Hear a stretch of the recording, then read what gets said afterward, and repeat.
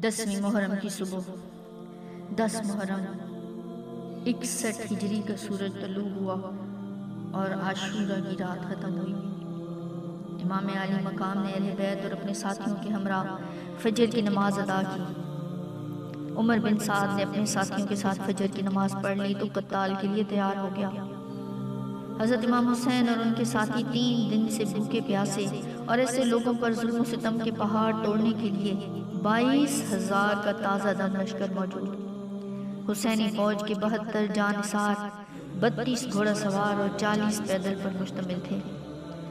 آپ نے میمنہ پر زہیر بن قیس اور میسرہ بن حبیب ابن مظاہر کو مقرر فرمایا۔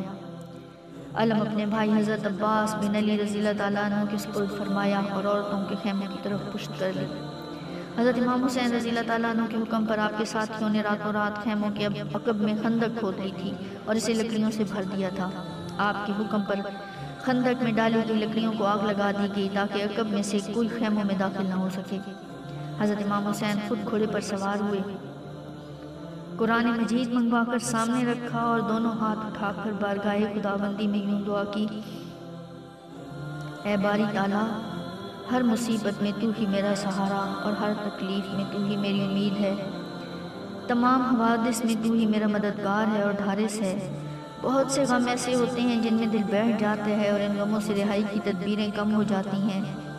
دوست اس میں ساتھ چھوڑ جاتے ہیں اور دشمن اس سے خوش ہوتے ہیں، لیکن میں نے ایسے تمام اوقات میں صرف تیری ہی طرف رجوع کیا اور تجھ ہی سے اپنا درد دل بیان کیا ہے۔ تیرے سوا کسی اور سے کہنے کا دل نہیں چاہا۔ تو ہی ہر نعمت کا ولی، ہر بھلائی کا مالک اور ہر خواہش کا منتہا ہے۔